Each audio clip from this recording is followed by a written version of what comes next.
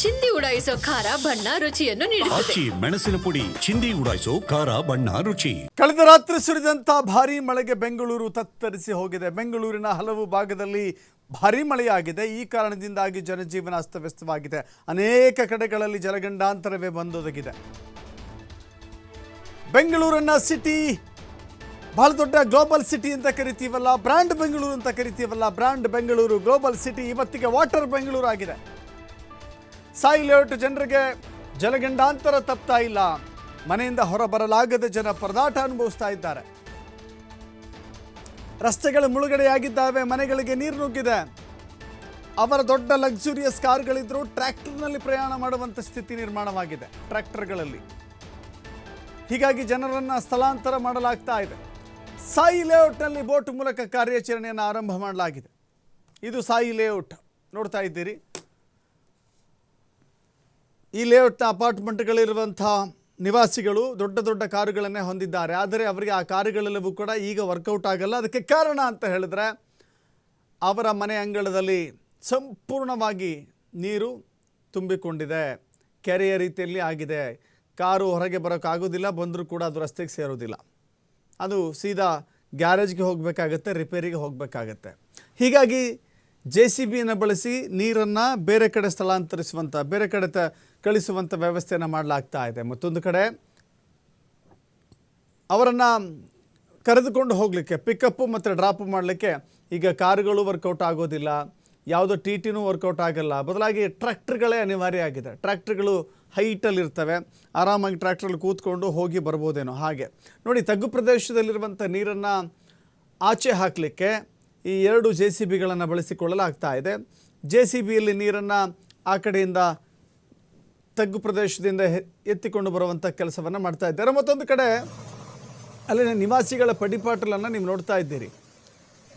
ಅವರು ಬೋಟ್ಗಳ ಮೂಲಕ ನೋಡಿ, ಟ್ರ್ಯಾಕ್ಟರ್ ಹತ್ತಕ್ಕಾಗೋದಿಲ್ಲ, ವಯೋವೃದ್ಧರಿದ್ದಾರೆ, ಅನಾರೋಗ್ಯ ಪೀಡಿತರಿದ್ದಾರೆ. ಹೀಗಾಗಿ ಅವರನ್ನು ಕರೆದುಕೊಂಡು ಬರಬೇಕು ಅಂತ ಹೇಳಿದರೆ ಯಾವುದೇ ವಾಹನದಲ್ಲಿ ಕರೆದುಕೊಂಡು ಬರಲಿಕ್ಕೆ ಸಾಧ್ಯವಾಗ್ತಾ ಇಲ್ಲ. ಹೀಗಾಗಿ ಬೋಟ್ಗಳನ್ನು ಬಳಸಿ ಅವರನ್ನು ಕರೆತರಲಾಗ್ತಾ ಇದೆ. ಬೋಟ್ಗಳನ್ನು ಬಳಸಿಯೇ ವಯೋವೃದ್ಧರನ್ನು ಆ ಭಾಗದಿಂದ ಈ ಭಾಗಕ್ಕೆ ಕರೆತರಲಾಗಿದೆ. ಸುರಕ್ಷಿತವಾಗಿ ಅವರನ್ನು ತಲುಪಿಸುವ ನಿಟ್ಟಿನಲ್ಲಿ ಕ್ರಮವನ್ನು ಕೈಗೊಳ್ಳಲಾಗ್ತಾ ಇದೆ. ಇದಕ್ಕೆ ಪೊಲೀಸರು, ಅಗ್ನಿಶಾಮಕ ದಳದ ಸಿಬ್ಬಂದಿ, SDRF ಸಿಬ್ಬಂದಿಯನ್ನು ಅಗತ್ಯ ಬಿದ್ದರೆ ಬಳಸಿಕೊಳ್ತೇವೆ ಅಂಥೇಳಿ ಸರ್ಕಾರ ಹೇಳ್ತಾ ಇದೆ. ಸದ್ಯಕ್ಕಂತೂ ತಗ್ಗು ಪ್ರದೇಶದಲ್ಲಿ ನಿಂತಿರುವ ನೀರನ್ನು ಹೀಗೆ ಎತ್ತಿ ಹಾಕುವಂಥ ಕೆಲಸ. ರಸ್ತೆಗಳಲ್ಲಿ JCBಗಳು ಈ ಕೆಲಸಗಳನ್ನು ಮಾಡ್ತಾ ಇದ್ದರೆ ಮನೆಗಳಲ್ಲಿ ಜನ ಪಾತ್ರೆಯಿಂದ ನೀರನ್ನು ಹೊರಹಾಕುವಂಥ, ಪಾತ್ರೆಯಿಂದ ನೀರನ್ನು ಎತ್ತಿ ಬಿಸಾಡುವಂಥ ಕೆಲಸವನ್ನು ಮಾಡ್ತಾ ಇದ್ದಾರೆ. ಹಗಲು ರಾತ್ರಿ ಇದೇ ರೀತಿಯ ಪರಿಸ್ಥಿತಿಯಾಗಿದೆ. ಬೆಂಗಳೂರು ಒಂದು ಭಾರೀ ಮಳೆಯನ್ನು ತಡೆದುಕೊಳ್ಳುವ ಶಕ್ತಿ ಬೆಂಗಳೂರಿಗಿಲ್ಲ ಅನ್ನೋದು ಮತ್ತೆ ಅದು ಸಾಬೀತಾಗ್ತಾ ಇದೆ. ರಸ್ತೆಗಳು ಮುಳುಗಡೆಯಾಗಿದ್ದಾವೆ. ಜೋಡಿ JCB ಜಂಟಿ ಕಾರ್ಯಾಚರಣೆಯನ್ನು ಮಾಡ್ತಾ ಇದೆ. ಆ ಭಾಗದಿಂದ ಹೀಗೆ ನೀರನ್ನು ಎತ್ತಿಕೊಂಡು ಹಾಕಲಾಗ್ತಾ ಇದೆ. ಬೆಂಗಳೂರಿಗಿಂತ ಪರಿಸ್ಥಿತಿ ಯಾಕೆ ಬಂದಿದೆ? ಬರುವಂಥ ಕಾರಣ ಏನು ಅಂತ ಹೇಳಿದ್ರೆ, ಕೆರೆಗಳನ್ನು ಒತ್ತುವರಿ ಮಾಡಿ ದೊಡ್ಡ ದೊಡ್ಡ ಗಗನಚುಂಬಿ ಕಟ್ಟಡಗಳನ್ನು ನಿರ್ಮಿಸಲಾಗಿದೆ. ರಾಜಕಾಲುವೆಯ ಒತ್ತುವರಿ ಮಾಡಲಾಗಿದೆ. ಸರ್ಕಾರಿ ಚರಂಡಿಗಳನ್ನು ಒತ್ತುವರಿ ಮಾಡಲಾಗಿದೆ. ಹೀಗಾಗಿ ಎಲ್ಲೆಲ್ಲಿ ನೀರು ಹೋಗುವಂಥ ಸ್ಥಳಗಳಿದ್ದಾವೋ ಆ ಸ್ಥಳಗಳನ್ನೇ ಒತ್ತುವರಿ ಮಾಡಿರುವ ಕಾರಣಕ್ಕಾಗಿ ಬೇರೆ ಪರ್ಯಾಯ ಮಾರ್ಗವಿಲ್ಲದೆ ಅದೇ ಸ್ಥಳಗಳಿಗೆ ನೀರು ನುಗ್ತಾ ಇದೆ. ಹೀಗಾಗಿ ನೀರು ಹೋಗುವ ಜಾಗ ಸರಿ ಇದೆ, ನೀರು ಹೋಗುವ ಜಾಗದಲ್ಲಿ ನೀವು ಮನೆ ಕಟ್ಕೊಂಡಿದ್ದೀರಿ ಅನ್ನೋದನ್ನು ಪುನಃ ಪ್ರತಿ ವರ್ಷ ಮಳೆ ಬಂದಾಗ ನೀವು ನೆನಪು ಮಾಡಿಕೊಳ್ಳಲೇಬೇಕು.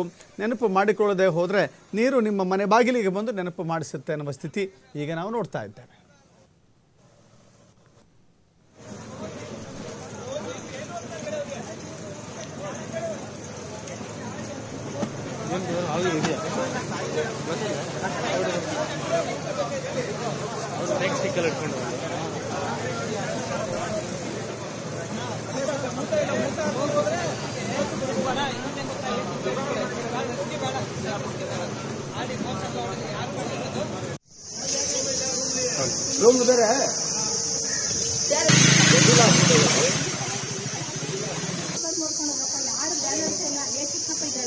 ಅವಾಗಿಂದ ಅವರು ಬಂದೋಗಿದ್ದಾರೆ 70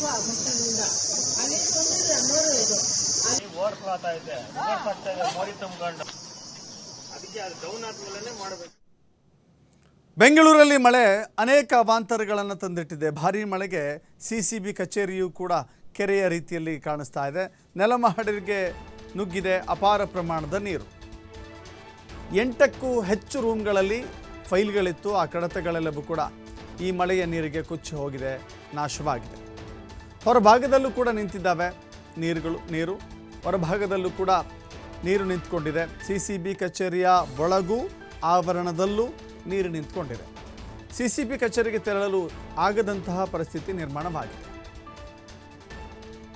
CCB ಕಚೇರಿಯ ಹೊರಭಾಗ ಕೆರೆಯ ರೀತಿ ಕಾಣಿಸ್ತಾ ಇದೆ. ನೋಡ್ತಾ ಇದ್ದೀರಿ ದೃಶ್ಯಾವಳಿಗಳಲ್ಲಿ. ಇದು ಯಾವುದೋ ಸರ್ಕಾರಿ ಜಾಗ, ಸರ್ಕಾರಿ ಕಚೇರಿ ಆವರಣ ಅಂತ ಅನಿಸೋದಿಲ್ಲ. ಬದಲಾಗಿ ಯಾವುದೋ ಕೆರೆಯಲ್ಲಿ ಬಂದಿದ್ದೀವೇನಪ್ಪ, ಕೆರೆಯ ಸುತ್ತಲೂ ಕೂಡ ಕೆಲವಷ್ಟು ಗಿಡಗಳಿದ್ದಾವೇನಪ್ಪ ಅನಿಸುತ್ತೆ.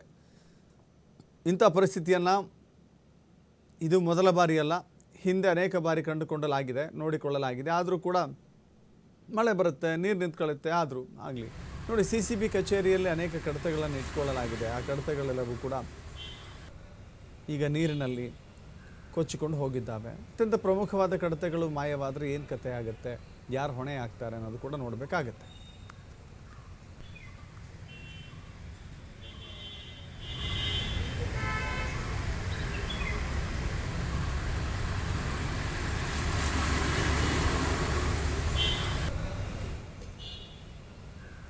ಇದು CCB ಕಚೇರಿಯ ದೃಶ್ಯಾವಳಿಗಳು. ಅಪಾರ ಪ್ರಮಾಣದಲ್ಲಿ ನೀರು ನುಗ್ಗಿದೆ. ಈ ಕಚೇರಿಗೆ ಯಾರಾದರೂ ಸಾರ್ವಜನಿಕರು ಅಥವಾ ಇಲ್ಲಿನ ಕೆಲಸ ಮಾಡುವಂಥ ಸಿಬ್ಬಂದಿಯೂ ಕೂಡ ಬರಬೇಕು ಅಂತ ಹೇಳಿದ್ರೆ ಭಾಳ ಕಷ್ಟ ಆಗುತ್ತೆ. ಯಾಕಂತ ಹೇಳಿದ್ರೆ ಅಲ್ಲಿ ಕಾಲಿಡಲಿಕ್ಕೆ ಜಾಗ ಇಲ್ಲ. ಹೀಗೆ ನಡ್ಕೊಂಡು ಹೋಗೋದು, ಚಪ್ಪಲಿಯನ್ನು ಬಿಟ್ಟು ಅಥವಾ ಶೂನ ಕೈಲಿ ಹಿಡ್ಕೊಂಡು ಅಲ್ಲಿವರೆಗೂ ಹೋಗಿ ಗ್ರೌಂಡ್ ಫ್ಲೋರಲ್ಲಿ ಹಾಕೊಳ್ಳೋಕ್ಕಾಗಲ್ಲ. ಮತ್ತು ಫಸ್ಟ್ ಫ್ಲೋರಿಗೆ ಹೋಗಿ ಶೂ ಹಾಕೋಬೇಕು, ಚಪ್ಪಲಿ ಹಾಕ್ಕೋಬೇಕು. ಹಾಗೆ ಸೊ ನಿಮ್ಮ ಈ ಅವಸ್ಥೆಯಲ್ಲಿ ಅದರ ಜೊತೆಗೆ ಪ್ಯಾಂಟು ಕೂಡ ಒದ್ದೆ ಆಗುವಂಥ ಸ್ಥಿತಿ ಇದೆ. ಕಚೇರಿಗೆ ಬರುವಂಥ ಸಿಬ್ಬಂದಿ ಕೂಡ ಹರಸಾಹಸ ಪಡ್ತಾ ಇದ್ದಾರೆ. ಸಾರ್ವಜನಿಕರು ಕೂಡ ತೊಂದರೆಗೆ ಈಡಾಗ್ತಾ ಇದ್ದಾರೆ. ಪ್ರತಿ ವರ್ಷ ಈ ಭಾಗ ಇದೆಯಲ್ಲ, ವಿಲ್ಸನ್ ಗಾರ್ಡನ್, ಚಂದ್ರ ಲೇಔಟ್, ಕೆಲವಷ್ಟು ಭಾಗಗಳಿದ್ದಾವೆ. ಆ ಭಾಗಗಳಲ್ಲಿ ಪ್ರತಿ ಮಳೆಗೂ ಕೂಡ ಈ ಭಾಗದಲ್ಲಿ ನೀರು ನುಗ್ಗುತ್ತೆ. ನೋಡ್ತಾ ಇದ್ದೀರಿ ದೃಶ್ಯಾವಳಿಗಳಲ್ಲಿ. ಕಾಲಿಡಲಿಕ್ಕೆ ಏನಾದ್ರು ಜಾಗ ಇದೆಯಾ? ಖಂಡಿತವಾಗೂ ಇಲ್ಲ. ಹೆಂಗೆ ಹೋಗ್ತಾರೆ ಜನ? ಸೊ ಹೀಗಾಗಿ ಅಲ್ಲಿ ಆ ನೀರನ್ನು ಹೊರಹಾಕುವಂಥ ಕೆಲಸವನ್ನು ಮಾಡಲಾಗ್ತಾ ಇದೆ. ಸರಾಗವಾಗಿ ಹರಿಯುವ ವ್ಯವಸ್ಥೆಯನ್ನು ಈಗ ಕಂಡುಕೊಳ್ಳಲಾಗ್ತಾ ಇದೆ. ಅದರ ಜೊತೆಗೆ ನೀರನ್ನು ಹರಿಬಿಡಲಿಕ್ಕೆ ಸಾಧ್ಯವಿಲ್ಲದಂಥ ಪ್ರದೇಶಗಳಲ್ಲಿ ನೋಡಿ ಹೆಂಗೆ ಅಗೆದು ಅದಕ್ಕೆ ನೀರಿಗೆ ಜಾಗ ಮಾಡಿಕೊಟ್ಟಿದ್ದಾರೆ. ನೀರು ಹೋಗ್ತಾ ಇದೆ.